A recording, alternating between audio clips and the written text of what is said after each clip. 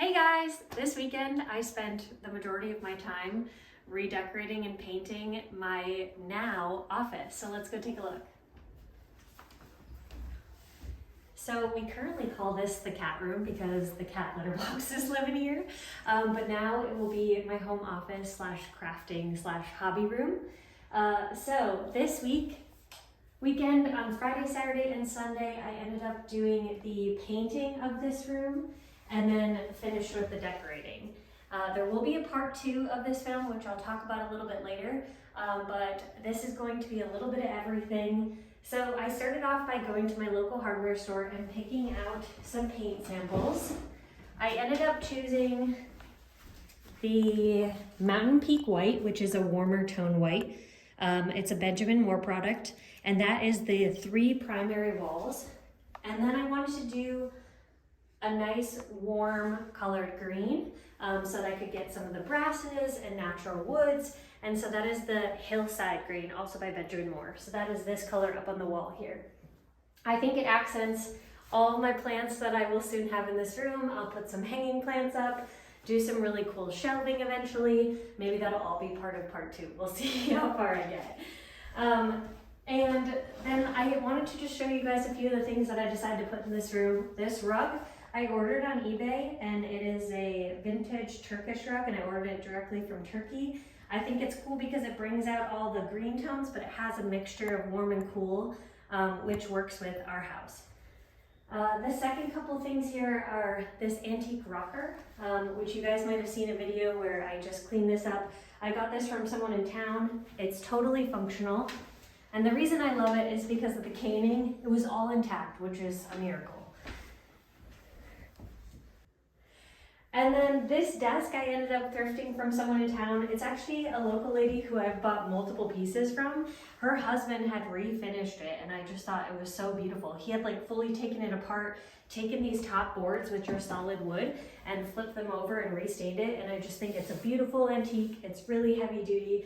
And plus bonus is that it looks super cute with all my little accents. So I hope you enjoyed this video. It'll be a kind of a before, during, and after of the full weekend project. And then I'll come back at the end and tell you about part 2. Step 1 is removing all of these drywall anchors. Unfortunately, these are the bad drywall anchors, and so they're not the screw-in ones, which are really easy to remove. I just went at it with the pliers and tried to basically reduce the amount of damage that I did to the wall. Some of them left bigger holes than others, some came out easier than others. They were actually all different styles of drywall anchors. Then I sanded down all the holes that I had ripped out those drywall anchors in, and then I came back with my little patch kit and I spackled on and filled all of those holes. I leave a little bit of extra on top of the holes because I'm going to come back and sand off any extra of that drywall filler.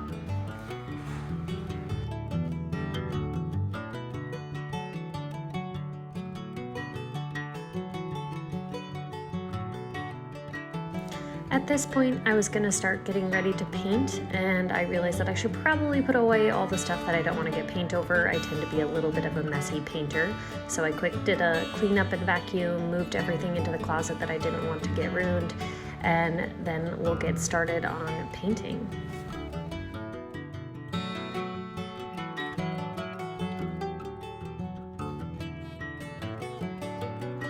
So the paint that I selected for the 3 primary walls, the 2 blue ones and the gray one on the back, are Benjamin Moore, and it's called Mountain Peak White. I specifically chose this white because it was listed on the Benjamin Moore website as a warmer tone white, which means it has a little bit of a yellow base to it. And I selected that because this room, the window faces east, and so in general I wanted to keep the colors a little bit warmer versus a cooler tone. I wasn't really sure how this white was going to turn out in comparison to the trim and the doors, which are all a very bright, cool white. But as I started to go through the layers of paint, which I ended up needing 3 for, I realized that this was definitely the right way to go. It ended up coming off looking a little bit more like a cream, and I think it's really lovely.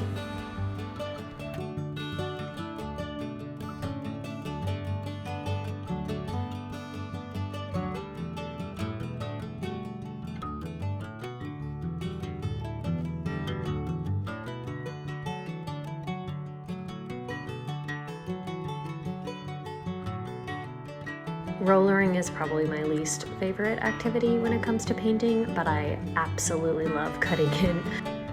I tested 3 different paints all by Benjamin Moore. So we have the Fraser Fir, and then the Hillside Green, and then the Dry Sage. The Dry Sage was the only one that I wasn't sure. They didn't have a sample in the store, so the other 2 they did, and I looked at them in natural light and then in artificial light, and that's why they look so similar, is because I lowered the list down from 22 to 6, and then finally down to those top 3.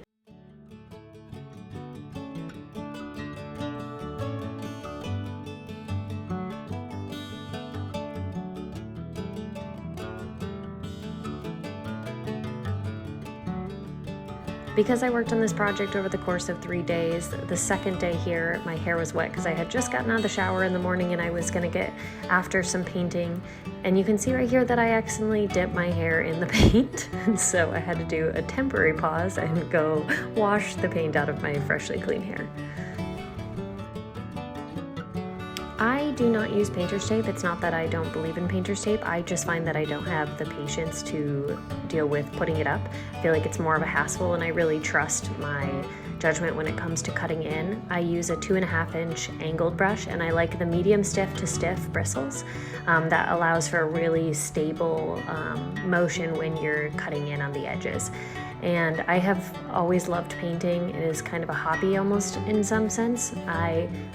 For those of you that don't know me, I actually spent 2 summers working for the county parks department, and I worked with specifically the painter. And so I drove around and I painted park benches, park shelters, park signs, and I got a lot of practice in painting. So this is many, many years worth of practice cutting in on lines and keeping it nice and smooth.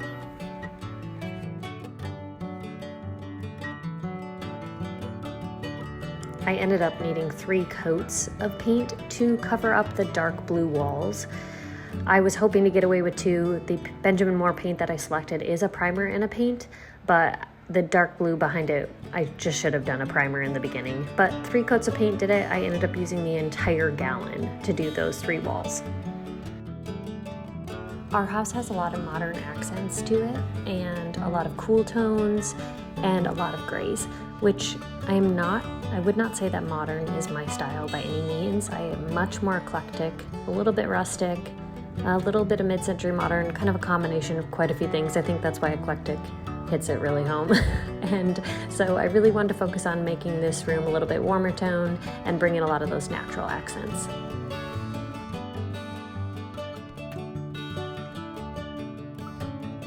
It felt so good to be done with those 3 white walls and finally moving on to the green. I ended up selecting the Hillside Green, which is the middle one there with the letter H above it.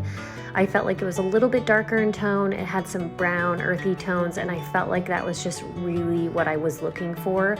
I want to have lots of brass and leather and, natural wood tones in this room, and I wanted it to be a warmer tone in general. I felt like the Dry Sage, which is the one on the far right over there, that one just was a little bit too cool toned, and it wasn't really giving the vibe that I was wanting to go with. It was a little bit more gray and less green.